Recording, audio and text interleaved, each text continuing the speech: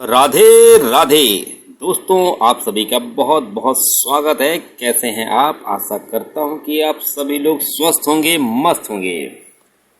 तो सभी को कृष्ण जन्माष्टमी की हार्दिक बधाई, शुभकामनाएं। तो लेकर आए हूं कृष्ण भगवान की सारी जीवन गाथा।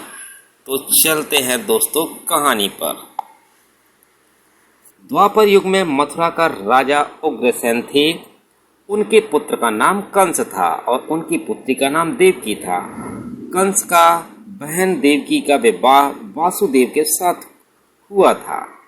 एक दिन कंस ने आकाशवाणी सुना कि देवकी के 8वें पुत्र द्वारा वह मारा जाएगा। इससे बचने के लिए कंस ने देवकी और वसुदेव को मथुरा के कारागार में डाल दिया और साथ ही अपने पिता को भी कारागार में डाल दिया और स्वयं मथुरा का राजा बन गया। कृष्ण भगवान का जन्म भाद्रपद मास में कृष्ण पक्ष में अष्टमी तिथि रोहिणी नक्षत्र के दिन रात्रि में 12 बजे हुआ था। कृष्ण का जन्म जन्माष्टमी के नाम से भारत, नेपाल, रूस सहित विश्व भर के सभी देशों में मनाया जाता है। कृष्ण भगवान का जन्म मथुरा में कंस के कारागार में हुआ था। कृष्ण के पिता का नाम वासुदेव और माता का नाम देवकी था। कृष्ण उनकी 8वीं संतान थे।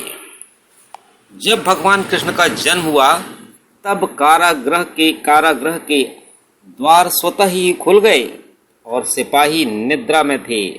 वासुदेव के हाथों में लगी बेड़ियां भी खुल गईं। तब वासुदेव जन्म के कुछ समय बाद ही कंस द्वारा भेजी गई राक्षसी पूतना का वध किया। उसके बाद सक्टासुर, तृणावर्त आदि राक्षस का वध किया। बाद में गोकुल छोड़ नंदगांव आ गए। वहां पर भी उन्होंने कई लीलाएं की, जिसे गोचारण लीला, गोवर्धन लीला, रास लीला आदि मुख्य हैं। राधा व कृष्ण का प्रेम। भगवान कृष्ण ज्यादातर समय अपने प्रिय सखी राधा के साथ बिताना पसंद करते थे। उनके साथ खेला कूदा, रास रचाए। इतना ही नहीं, कृष्ण ने सबसे ज्यादा बंसी राधा के कहने पर बजाई। राधा कृष्ण का प्रेम ऐसा था जिसकी आज भी मिसाल दी जाती है। लेकिन कृष्ण ने राधा से शादी नहीं की। राधा व कृष्ण के वियोग। एक दूसरे से प्यार करने के बाद भी दोनों का मिलन नहीं हो पाया। राधा व कृष्ण के वियोग समय राधा की आयु 12 वर्ष एवं कृष्ण की आयु 8 वर्ष थी। राधा का प्रेम में कोई शारीरिक आकर्षण नहीं बल्कि आध्यात्मिक था। राधा और कृष्ण जब आखिरी बार मिले थे तो राधा ने कृष्ण से कहा था कि भले ही वो उनसे दूर जा रही है, लेकिन मन से कृष्ण हमेशा उनके साथ ही रहेंगे। श्री कृष्ण ने किया मामा कंस का वध। कृष्ण ने वृंदावन में सभी से विदा लिया और अक्रूर जी श्री कृष्ण व बलराम को मथुरा लेकर आए, जहां कंस ने कृष्ण के प्राणांत की योजना बना रखी थी। कृष्ण ने इसी समय मामा कंस का वध किया और मथुरा वासियों को उसके आतंक से मुक्त करा दिया। श्री कृष्ण ने अपने नाना उग्रसेन को मथुरा का राजा बनाया और अपने माता पिता से मिले। श्री कृष्ण ने द्वारिका स्थापित की। एक समय आया जब भगवान कृष्ण मथुरा छोड़कर द्वारिका में एक नया नगर बसाया। श्री कृष्ण की इस नगरी का नाम द्वारका था। अनेक द्वारों का शहर होने के कारण इस नगर का नाम द्वारका पड़ा। श्री कृष्ण का विवाह।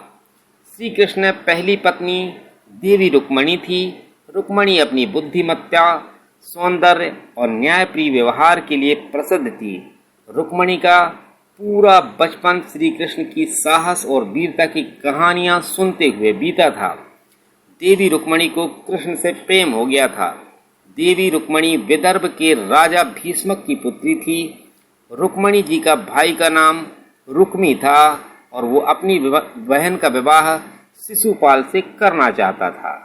रुक्मणी ने प्रेम पत्र लिखकर ब्राह्मण कन्या सुनंदा के हाथ श्री कृष्ण के पास भेज दिया। जब उन्हें रुक्मणी का प्रेम पत्र मिला तो प्रेम पत्र पढ़कर कृष्ण को समझ आया कि रुक्मणी संकट में है। तब श्री कृष्ण ने रुक्मणी जी का अपहरण करके उनसे विवाह कर लिया। इसके बाद श्री कृष्ण ने सत्यभामा, जामवंती, कालिंदी, मित्रवृंदा, नागनजीति, भद्रा और लक्ष्मणा से भी शादी किया था। ऐसा कहा जाता है श्री कृष्ण की रानियों की संख्या 16,000 से अधिक थी। कृष्ण सुदामा की मित्रता। भगवान कृष्ण और सहपाठी सुदामा गरीब ब्राह्मण परिवार से थे। अपने बच्चों का पेट भरना भी उनके लिए मुश्किल हो गया था। एक दिन सुदामा की पत्नी ने कहा कि हम भले ही भूखे रहें लेकिन बच्चों का पेट तो भरना चाहिए ना। इतना बोलते बोलते उसकी आंखों से आंसू आ गए। ऐसा देखकर सुदामा बहुत दुखी हुए और अपनी पत्नी से इसका उपाय पूछा। पत्नी ने सुदामा से कहा, आप कई बार कहते हो कि कृष्ण के साथ आपकी बहुत मित्रता है।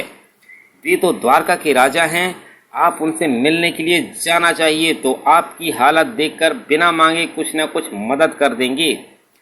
बड़ी मुश्किल से सुदामा कृष्ण के साथ मिलने के लिए तैयार हुए। तब सुदामा उनकी पत्नी को बोले, दोस्त के साथ पास मिलने जा रहा हूँ, खाली हाथ नहीं जा सकता। तो सुदामा की पत्नी ने आस पड़ोस से 4 मुट्ठी चावल मांग कर लाई और सुदामा को बांध कर दे दी। सुदामा जब द्वारका पहुंचे तो वहां सोने की नगरी देखकर हैरान रह गए।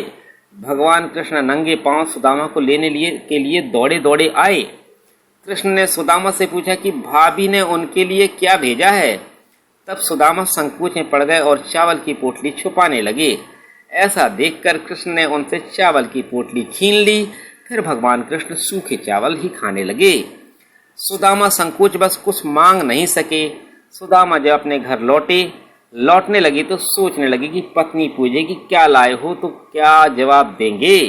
सुदामा घर पहुंचे तो देखा वहां झोपड़ी की जगह पर एक राजमहल खड़ा है।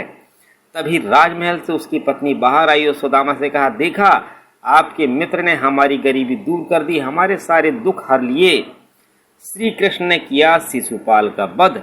श्री कृष्ण अपने पत्नी, अपने पिता वासुदेव जी की बहन अर्थात अपनी बुआ के घर गए। तब श्री कृष्ण की बुआ ने उनसे वचन लिया कि शिशुपाल का वध नहीं करेंगे। अपनी बुआ को भी दुखी देख नहीं करना चाहते थे, अतः उन्होंने वचन दिया कि शिशुपाल की 100 गलतियां क्षमा कर देंगे, परंतु 101वीं गलती भूल कर भी उसे अवश्य दंड करेंगे। महाभारत काल में राजकुमार युधिष्ठिर ने युवा राज्याभिषेक के समय शिशुपाल श्री कृष्ण को अपशब्द कहे जा रहा था, लेकिन अपनी बुआ को दिए वचन कृष्ण चुप थे।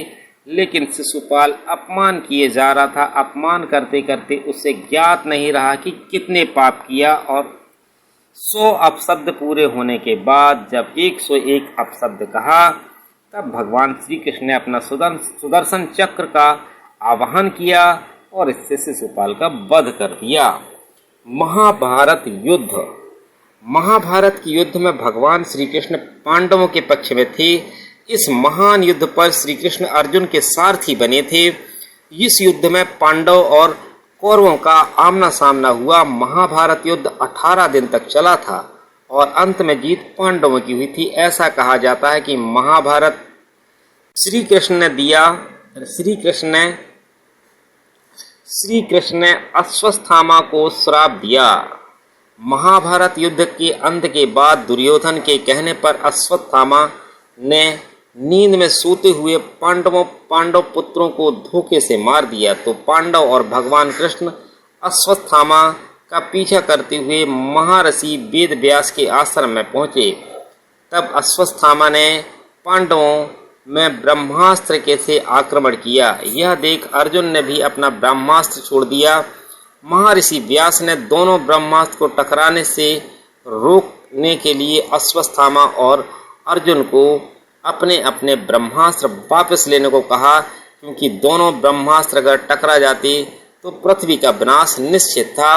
तो अर्जुन ने अपना ब्रह्मास्त्र वापस ले लिया, लेकिन अश्वत्थामा ने अपना ब्रह्मास्त्र की दिशा अभिमन्यु की पत्नी उत्तरा के गर्भाशय की ओर बदल दी। यह देख भगवान कृष्ण क्रोधित हो गए और अपने सुदर्शन चक्र से अश्वत्थामा के माथे पर लगी मणि को निकाल दिया, जिससे उसके माथे पर एक घाव हो गया।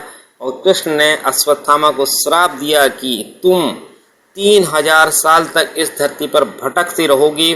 तुम्हारे शरीर से बदबू आकर बदबूदार घाव की गंध निकलेगी, इसलिए तुम मनुष्यों के बीच में नहीं रह पाओगे। कोई तुम्हें पानी के लिए भी नहीं पूछेगा।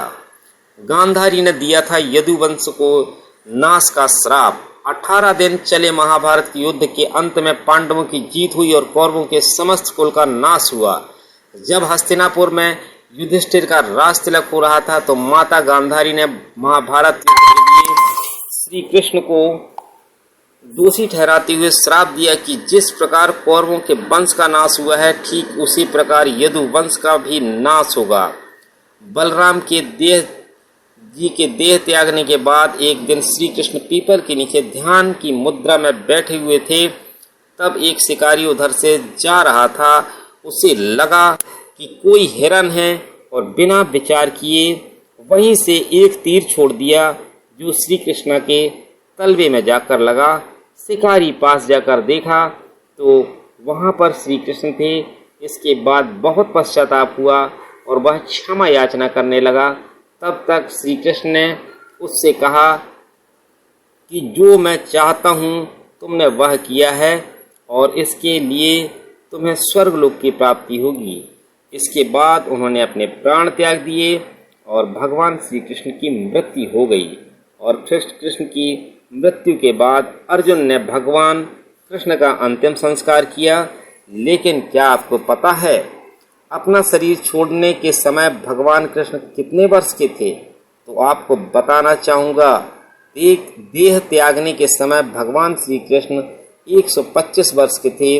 भगवान कृष्ण के विदा होते ही द्वारका नगरी समुद्र में डूब गई और यादव कुल नष्ट हो गया। तो दोस्तों, कृष्ण जन्माष्टमी के अवसर पर भगवान कृष्ण जी की हमने ये कहानी सुनाई।